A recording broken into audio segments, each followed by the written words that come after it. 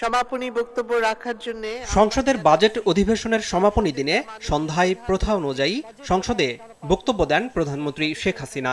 বলেন, দেশ ও মানুষের উন্নয়নকে গুরুত্ব দিয়ে 2024-25 অর্থবছরের জন্য 7,97,000 কোটি টাকার বাজেট দিয়েছে সরকার।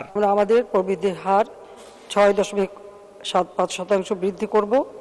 আমি আমাদের মাননীয় সংসদ সদস্যদেরকে অনুরোধ করব এবং সেই সাথে সাথে যারা সংসদ সকলকে যে এই বাজেট যাতে যথাযথভাবে কার্যকর হয় বা আমাদের বার্ষিক উন্নয়ন পরিকল্পনা যাতে যথাযথভাবে বাস্তবায়ন হয় সেটিকে অবশ্যই সকলে যত্নবান হবেন। সম্প্রতি ভারত সফর নিয়ে যারা নানা কথা বলছে তাদের কঠোর সমালোচনা করেন সংসদ নেতা।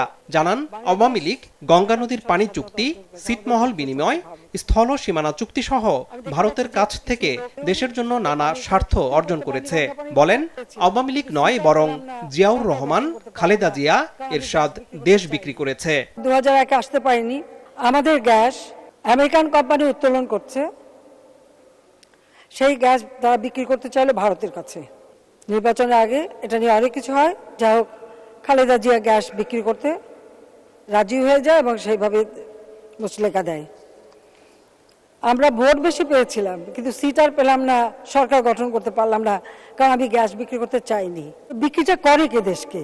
করে গেছে তো খালেদা জিয়া, করেছে এরশাদ সাহেব, করেছে জিয়াউর রহমান, এরাই করে গেছে, আওয়ামী লীগ করে না।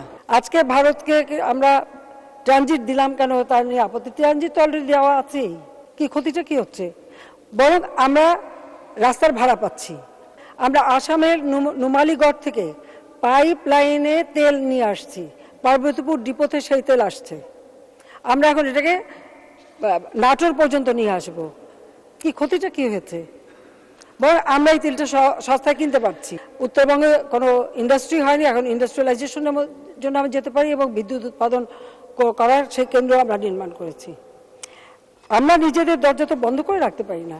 সংসদে প্রধানমন্ত্রী জানান, সরকারের আশ্রয়ন সহ নানা প্রকল্পের কারণে বর্তমানে দেশের 5 বিভাগ এবং 58টি জেলা গৃহ ও ভূমিহীন মুক্ত হয়েছে।